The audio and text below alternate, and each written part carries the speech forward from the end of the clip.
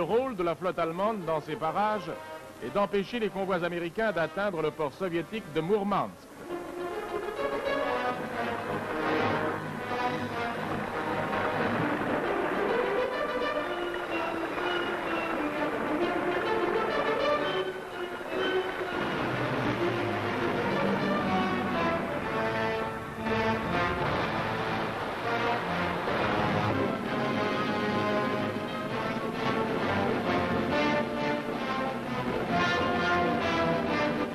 Du cap de Bonne-Espérance à l'océan glacial arctique, la lutte se poursuit.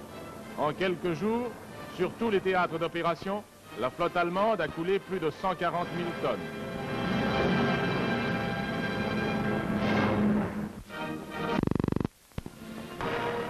L'aviation de reconnaissance allemande a décelé au large des côtes de l'Afrique du Nord le plus grand convoi anglo-américain qui ait tenté de traverser la Méditerranée.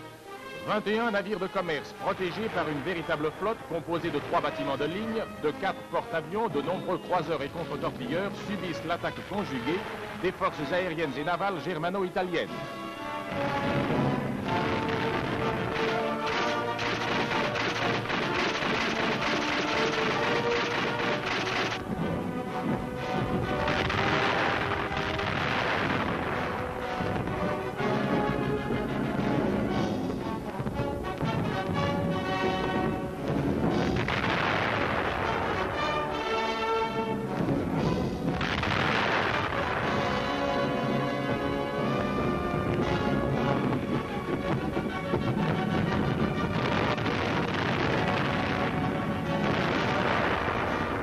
Vedette rapide italienne.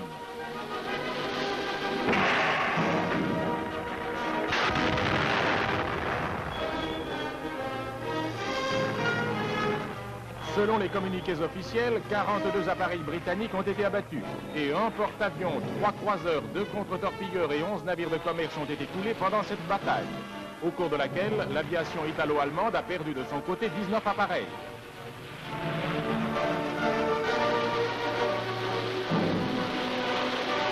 Ainsi, ce gigantesque convoi qui a été dispersé à...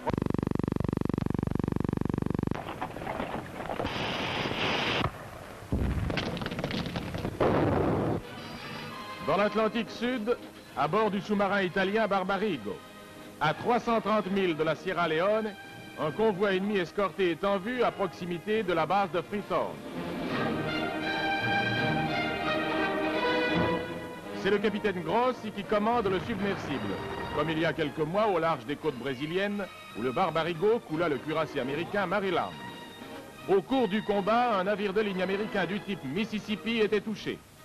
Revenant en surface, le submersible poursuit les cargos dispersés par l'attaque.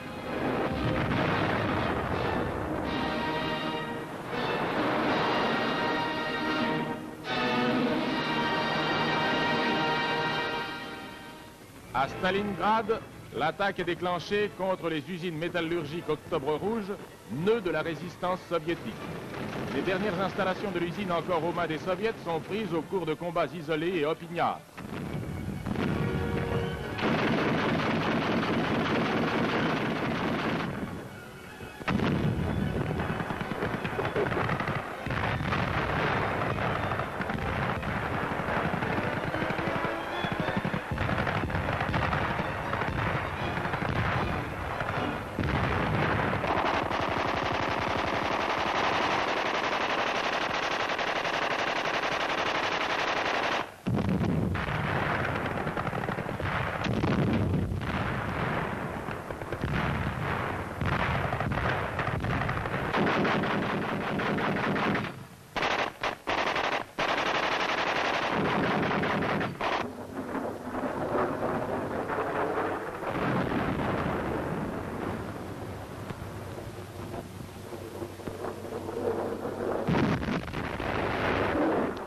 Ça et là, de nouveaux incendies s'allument et la lutte se poursuit dans cette ville où l'on ne se bat plus que pour des décombres au milieu desquels se dressent les hautes cheminées de l'usine Octobre Rouge. Devant Leningrad.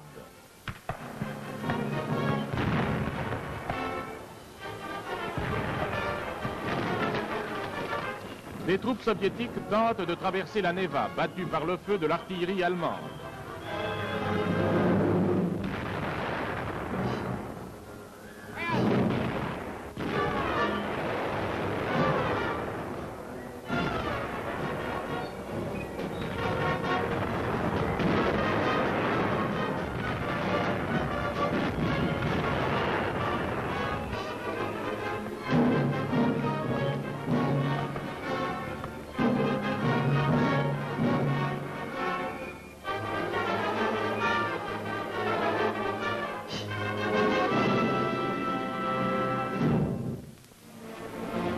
escadre allemande quitte les eaux norvégiennes afin d'aller croiser dans l'océan Arctique.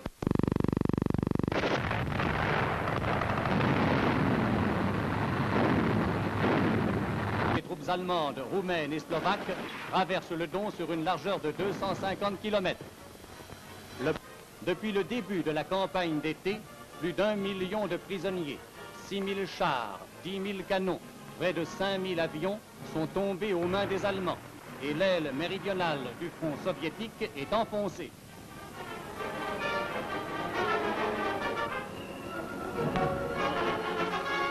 La frontière entre l'Europe et l'Asie est atteinte.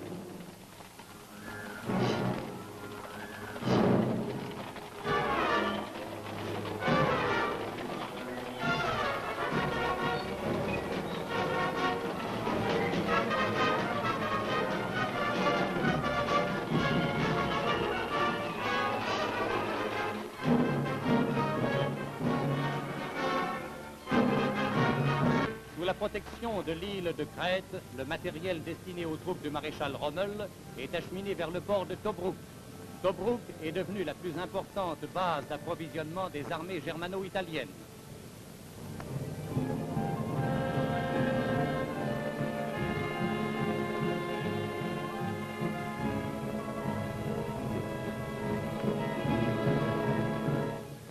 Par la route stratégique longeant la côte, vivres et armements sont dirigés maintenant vers le secteur d'El Alamein, distant de plus de 600 km de Tobrouk.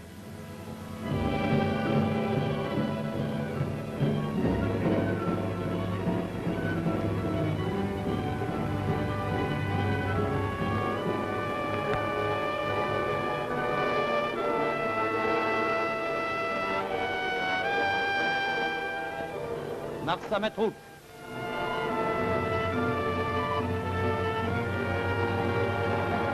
Sidi Barani.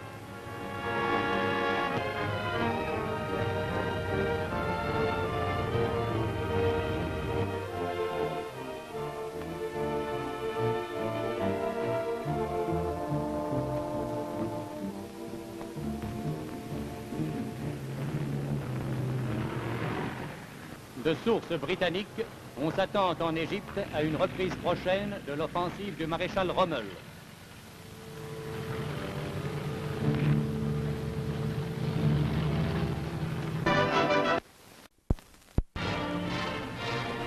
Ein-Mann-Torpedos werden zu Wasser gebracht. Ganz auf sich allein gestellt gehen sie auf ihre schwere Fahrt.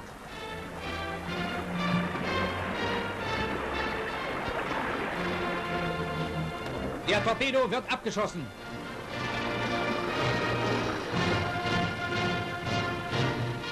In Ritterkreuzträger Schreibersmarkt Gerold haben die Einzelkämpfer auf dem Meere einen ihrer tapfersten Vertreter.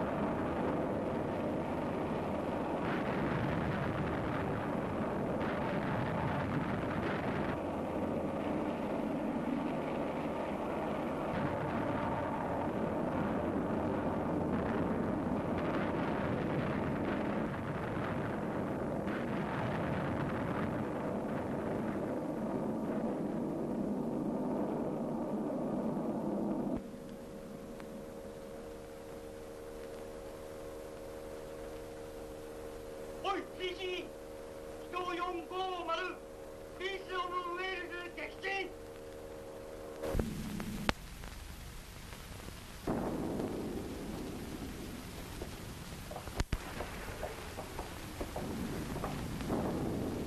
時に2月15日、我が猛攻の前についに屈したイギリス軍は我が軍門に下る。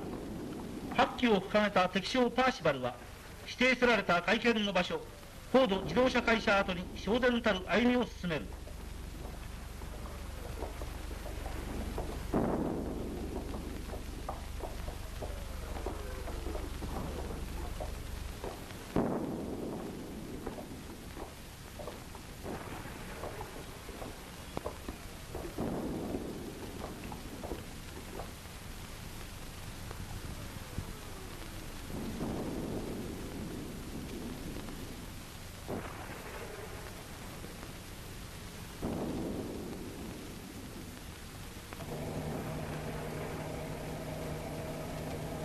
やがて我が山下最高指揮官もこの場に到着。旅順海上の水死営会見にも比すべき歴史的両将軍の会見が始まったのである。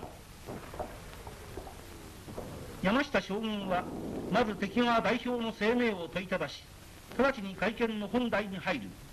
我が軍の望むところはもちろんイギリス軍の無条件降伏である。敵将パーシバルが即答を嫌って、あるいは明日にあるいは数時間後にと返答を渋る。山下将軍は語気鋭く、明日とは何か、即刻の返答なくば全軍に命じて猛攻撃を開始する。それでもよいかと詰め寄る。パーシバルは答えに窮し、しばらく躊躇の色を蒼白の面上に漂わす。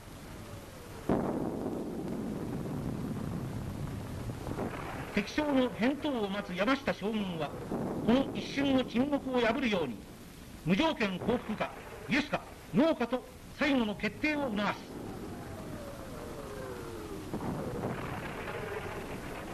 敵将もここに至ってついに意を決し、日本軍の要求を全面的に受け入れることになった。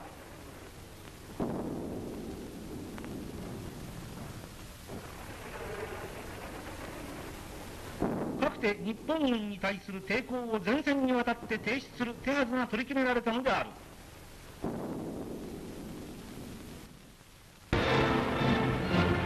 Auf diese Männer in den vordersten Stellungen kann sich die deutsche Heimat verlassen. Sie leisten, wie die englische Zeitschrift John Bull schreibt, einen geradezu unheimlichen Widerstand und schlagen sich wie die Löwen.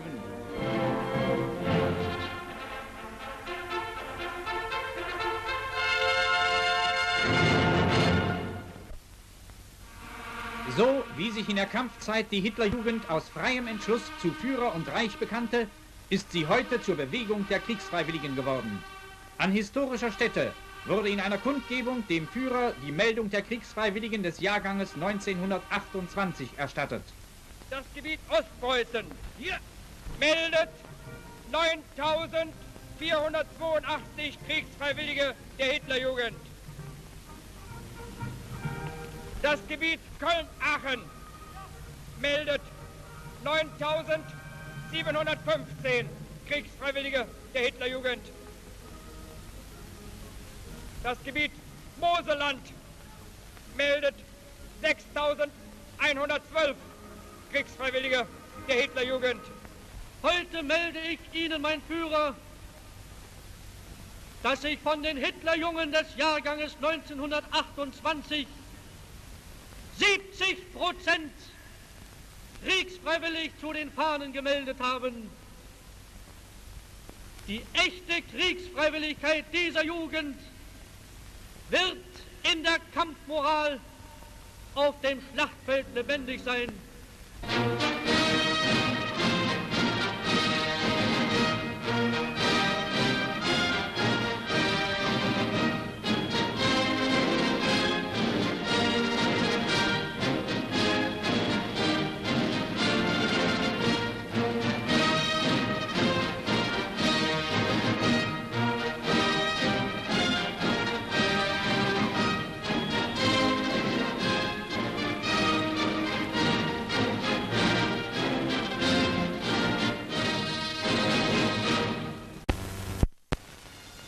Führer recebeu no seu quartel-general o príncipe Cirilo da Bulgária e o professor Filo, ambos membros do Conselho da Regência Búlgaro.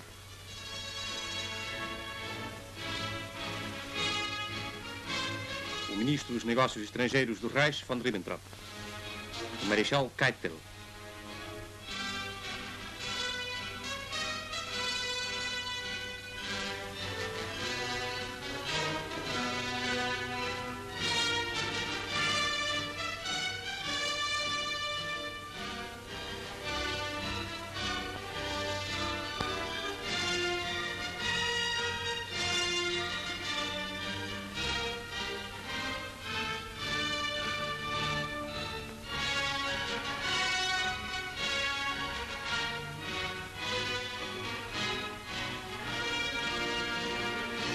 As conversações celebraram-se no espírito da mais estreita camaradagem e concordância que une ambos os países.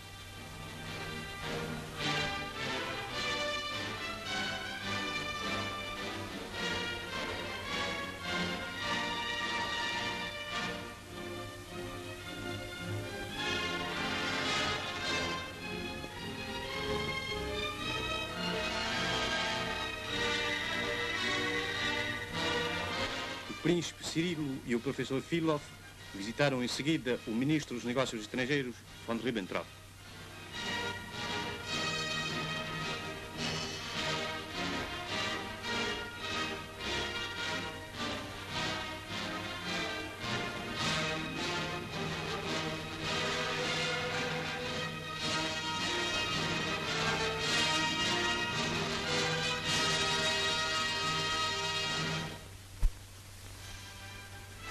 O coronel-general Lindemann entrega em nome do Führer ao chefe da divisão espanhola de voluntários, general Esteban Infantes, a Cruz de Cavaleiro da Cruz de Ferro.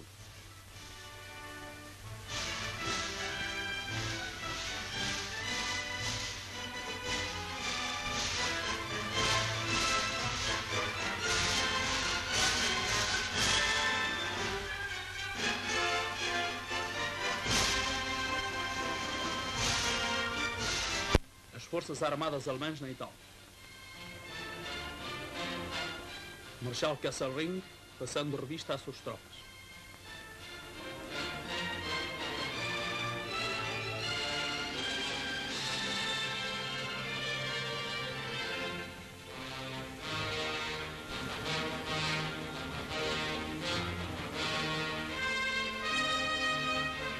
No quartel-general do Duce.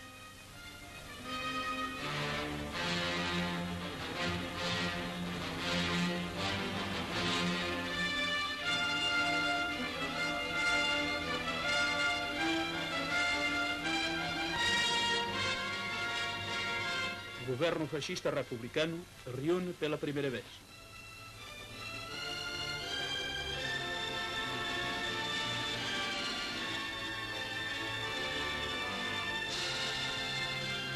O Marechal Graziani, ministro da Guerra italiano.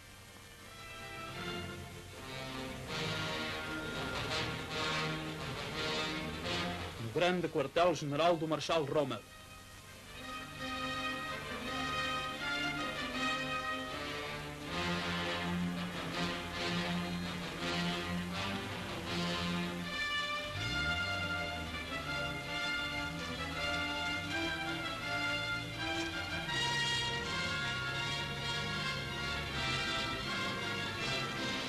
O Marechal Rommel inspeciona as fortificações no norte da Itália. Trabalhadores italianos construindo uma barragem antitanque.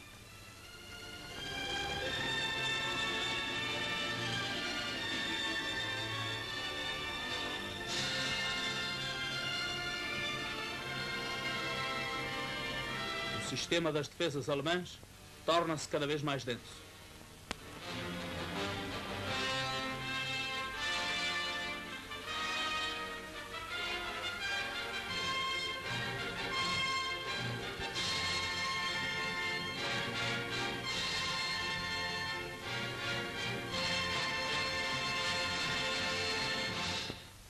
Na Itália do Sul, as tropas anglo-americanas são detidas pelas formações do Reich em novas linhas de resistência.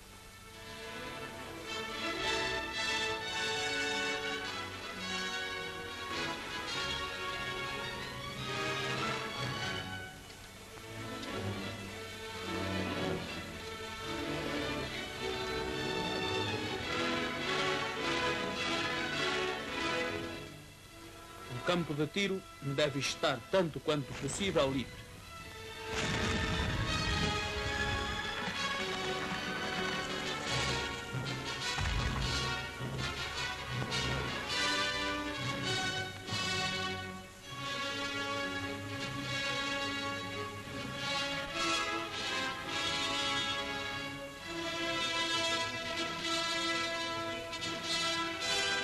A artilharia alemã dizima o inimigo logo que este aparece.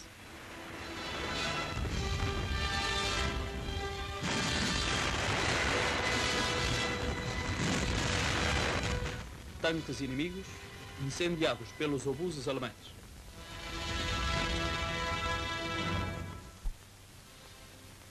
Na região do Hamel, os aviões de combate alemães receberam a ordem para atacar objetivos inimigos na retaguarda bolchevista. Durante o ataque, a formação é sobrevoada por uma esquadrilha de aviões de voo picado. Acabam de ser descobertas tropas soviéticas em preparação para o ataque. A DCA inimiga entra imediatamente em ação.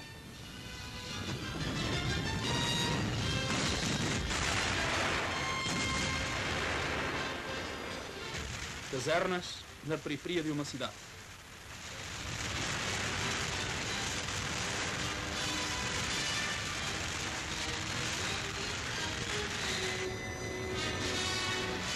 Estações ferroviárias e pontes são o alvo das bombas alemãs.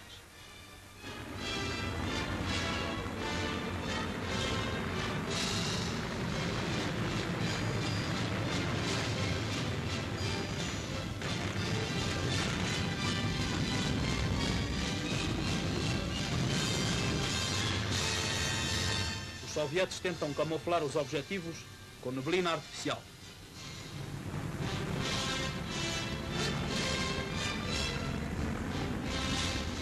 Os alemães atacam uma ponte militar.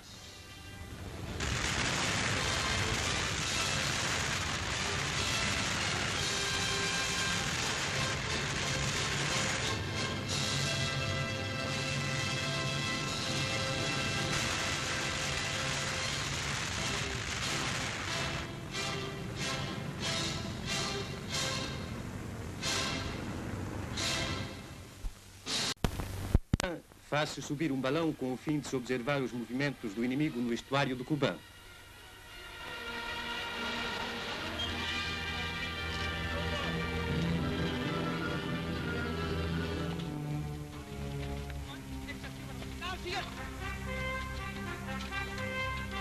O observador dirige o fogo das baterias alemãs sobre os movimentos do adversário.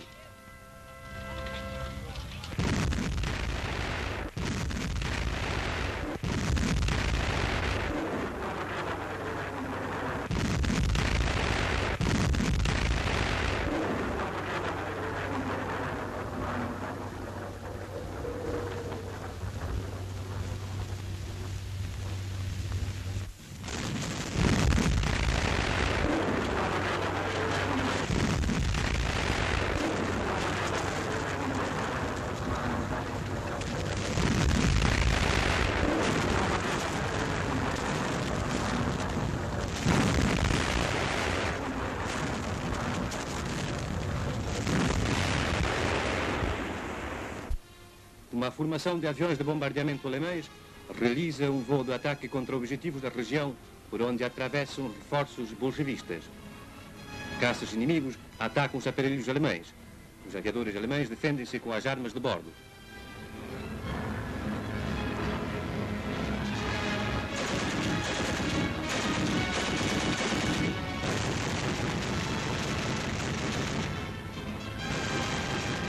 A hélice foi feita em pedaços. Os caças soviéticos foram rechaçados. Os bombardeiros em ação. Aqui as bombas caem sobre tanques soviéticos que se haviam formado numa plantação de árvores frutíferas.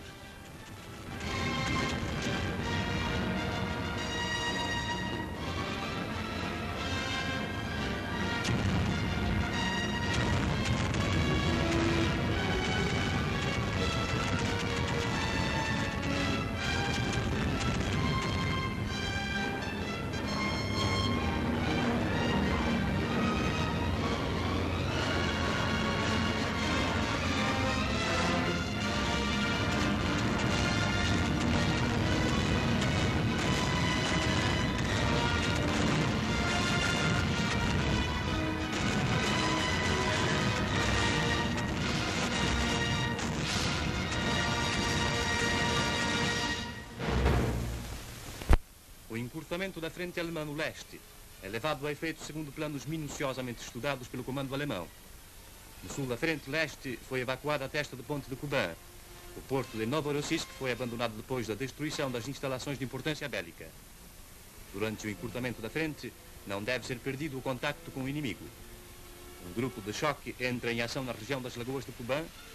O ruído dos motores, dos barcos de assalto, atrai rapidamente o fogo da artilharia inimiga.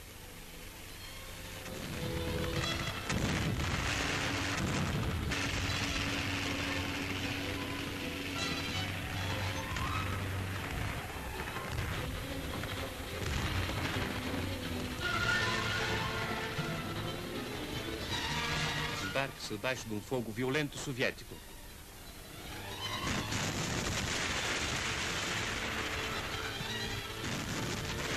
Um grupo de forças inimigas foi localizado e começa imediatamente o combate.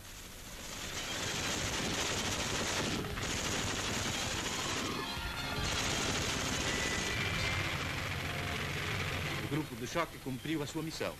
Com a velocidade de um raio, volta-se ao ponto de partida.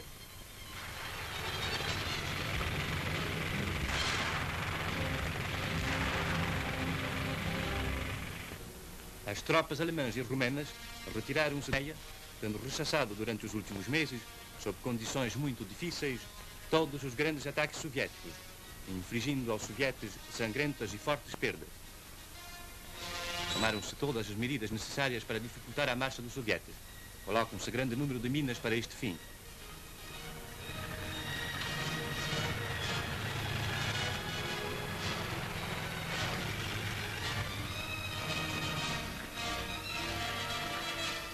Também neste setor, a população civil juntou-se às tropas alemãs para se salvar do jugo bolchevista.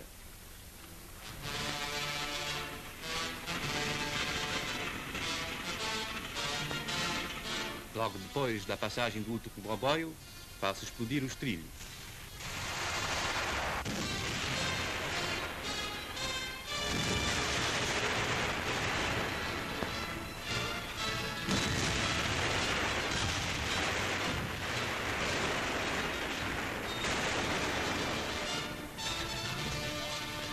Num porto na península de Taman.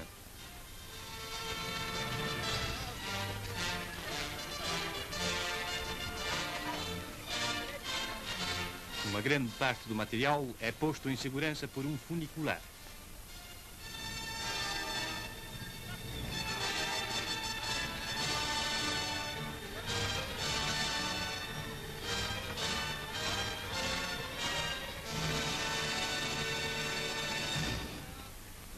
Rebate aéreo. Os sovietes atacam o local de carregamento alemão. A reação da DCA alemã é violenta.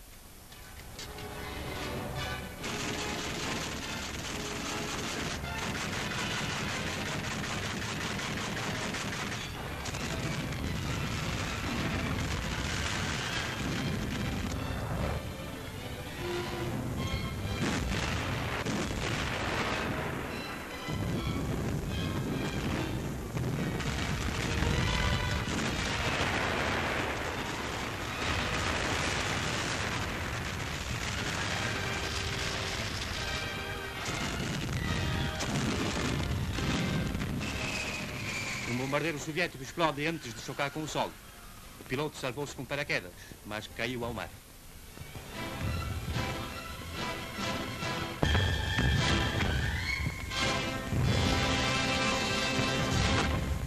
Depois do ataque aéreo, prossegue o trabalho de carregamento. O cais não sofreu danificações algumas.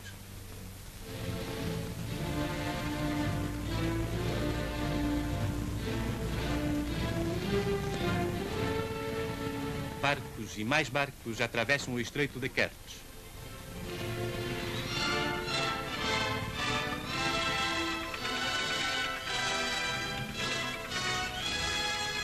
Formações de estucas alemães e romenos infligem ao inimigo graves perdas. Durante as violentas lutas travadas de 1º de fevereiro a 9 de outubro de 1943, os bolchevistas perderam mais de 355 mil homens na testa de ponte de Kuban.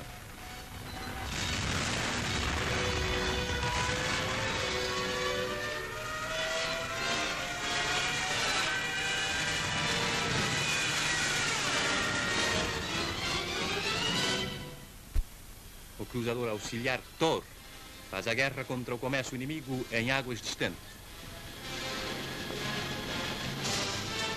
Com o fim de enganar o inimigo, o barco é pintado de vez em quando com novas cores. Firmes durante o Mar Bravo.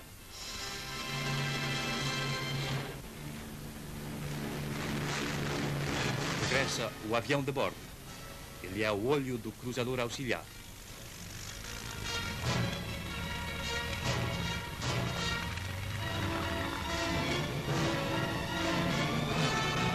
O piloto faz o relatório ao comandante.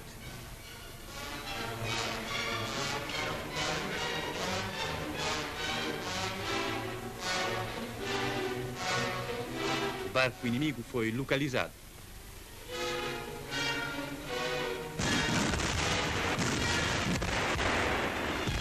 Ele volta-se e lança os botes à água.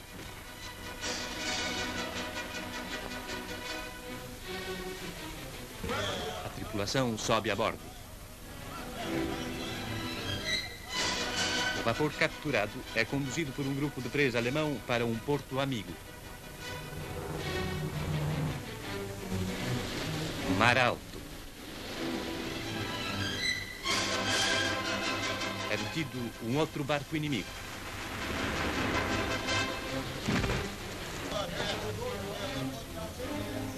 O grupo de presa ocupa os botes.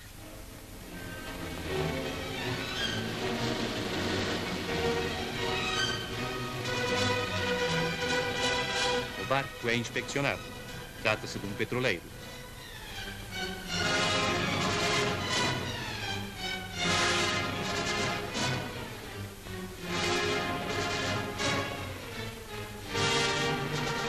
Também este barco segue a sua viagem sob a bandeira alemã.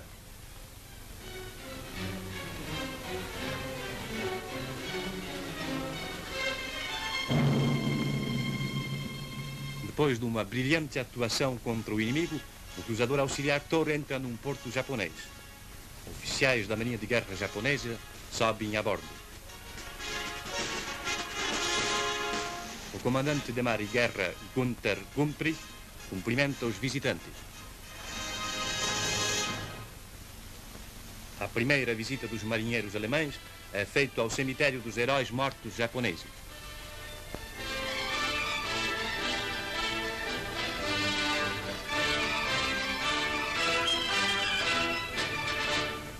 O Fujiyama, a montanha sagrada do Japão.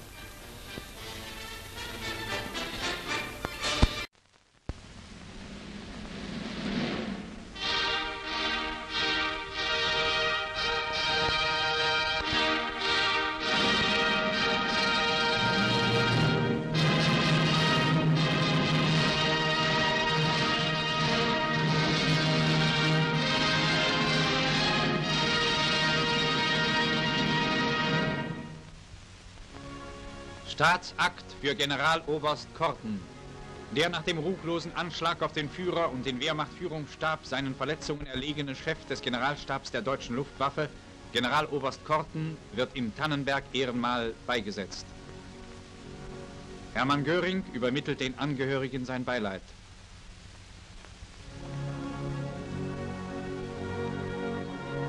Der Reichsmarschall gedenkt in seiner Rede der großen soldatischen Persönlichkeit des Toten, der durch ein so jähes Schicksal aus dem Kreis eines erfolgreichen, unermüdlichen Schaffens für Deutschland herausgerissen wurde.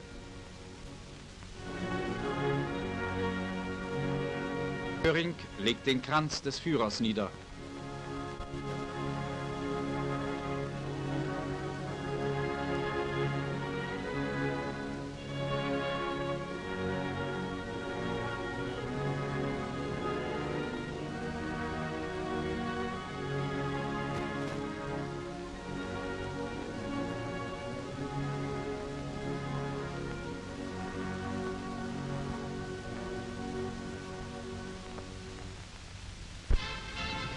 Der Führer besucht im Lazarett die bei dem Attentat verletzten Mitarbeiter und Angehörigen des Wehrmachtführungsstabes.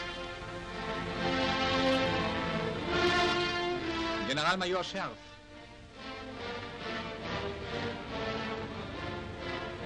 Oberstleutnant Borgmann.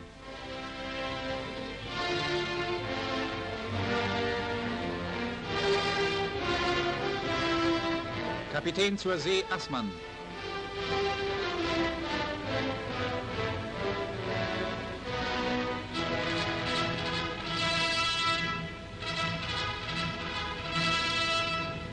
Konteradmiral von Puttkammer. General der Infanterie Buhle.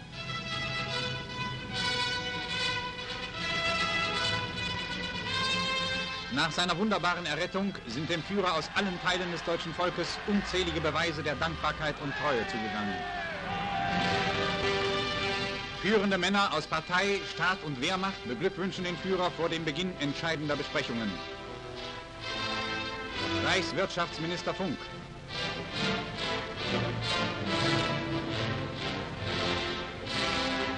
Gauleiter Saukel, Reichsminister Speer, Dr. Sauer und Reichsminister Lammers. Reichsführer SS Himmler und Generaloberst Schörner, der Reichsmarschall. Reichsminister Dr. Goebbels. Generaloberst Guderian mit dem Reichsführer SS. Dr. Goebbels im Gespräch mit Reichsleiter Bormann und Generaloberst Jodl. Reichsminister Dr. Goebbels wurde auf Vorschlag des Reichsmarschalls vom Führer zum Reichsbevollmächtigten für den totalen Kriegseinsatz ernannt. Major Rehmer, der Kommandeur des Wachbataillons Berlin, der sich bei der schnellen Niederschlagung der staatsfeindlichen Tätigkeit einer eid und treu vergessenen Clique ein großes Verdienst erworben hat und vom Führer sofort zum Oberst befördert wurde, bei einem Appell vor seinen Soldaten. Wir sind heute, Gottlob, politische Soldaten. Unser politischer Auftrag lautet Sicherung unseres Lebensraums, Verteidigung unseres deutschen Vaterlandes, Verteidigung unserer nationalsozialistischen Idee, und wir werden diesen politischen Auftrag unter allen Umständen durchführen bis zu unserem endgültigen Sieg.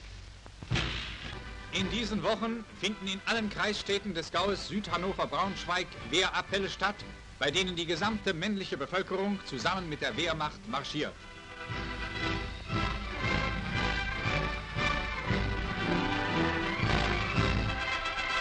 Gauleiter Lauterbacher und der stellvertretende kommandierende General und Befehlshaber im Wehrkreis 11 nahmen diese Demonstrationen des Wehrwillens und der Wehrkraft der Heimat ab.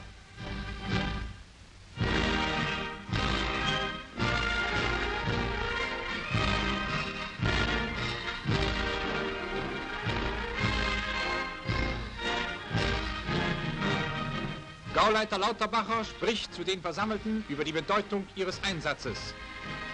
Männer aus allen Schichten der Bevölkerung, Arbeiter, Bauern, Beamte, Bergknappen haben sich rückhaltlos zur Verfügung gestellt, neben ihrer Tätigkeit noch den Dienst mit der Waffe auszuüben.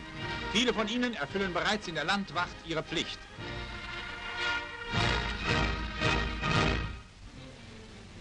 Der in diesen Tagen 85 Jahre alt gewordene norwegische Dichter und Freund Deutschlands, Knut Hamsun, besucht die Besatzung eines unserer U-Boote.